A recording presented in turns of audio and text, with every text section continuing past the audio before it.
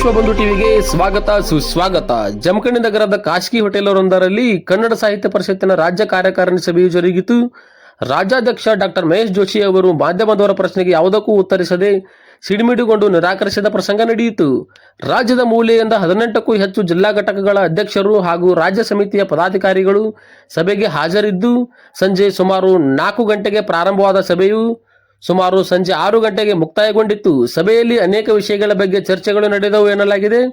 ಸಭೆಯು ಮುಕ್ತಾಯಗೊಂಡ ಬಳಿಕ ಮಾಧ್ಯಮದವರು ರಾಜ್ಯಾಧ್ಯಕ್ಷ ಡಾಕ್ಟರ್ ಮಹೇಶ್ ಜೋಶಿ ಅವರನ್ನು ಬಳ್ಳಾರಿ ಜಿಲ್ಲೆ ಸಂಡನೂರಿನಲ್ಲಿ ಹಾಗೂ ಕಲ್ಲಳ್ಳಿ ಗ್ರಾಮದಲ್ಲಿ ನಡೆಯಬೇಕಾದ ಸಭೆ ಯಾಕೆ ರದ್ದಾಯಿತು, ಸಭೆಯಲ್ಲಿ ಯಾವ ವಿಷಯಗಳ ಬಗ್ಗೆ ಚರ್ಚೆಗಳು ನಡೆದವು ಎಂಬ ಪ್ರಶ್ನೆಗೆ ಯಾವುದಕ್ಕೂ ಉತ್ತರಿಸದೆ ಸಿಡಿಮಿಡಿಗೊಂಡು ನಿರಾಕರಿಸಿದ ಡಾಕ್ಟರ್ ಮಹೇಶ್ ಜೋಶಿ ಅವರು ಕಾರ್ಯಕಾರಿ ಸಮಿತಿ ಮಾಡಬೇಕು ಅನ್ನುವಂಥದ್ದು ಡಿಸಿಷನ್ ಆಗಿದೆ ಅಂತ ಮಾಡ್ತೀನಿ, ಅವ್ರು ಕಳಿಸ್ತೇನೆ. ಅದಕ್ಕೆ ಬಿಟ್ಬಿಟ್ರೆ ಏನು ಹೇಳಲ್ಲ.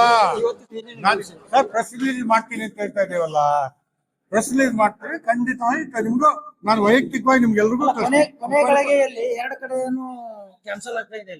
ಯಾವ ಕಡೆ ಸಂಡೂರಲ್ಲಿ ನಾವು ಡಿಸಿಷನ್ ಏನೆಲ್ಲ ಪ್ರೆಸ್ ರಿಲೀಸ್ ಮಾಡ್ತೀನಿ ಅಂತ ಹೇಳ್ತಾ ಇದ್ದೀನಿ. ಮಾಡ್ದೇವಪ್ಪ ಅಲ್ಲೇ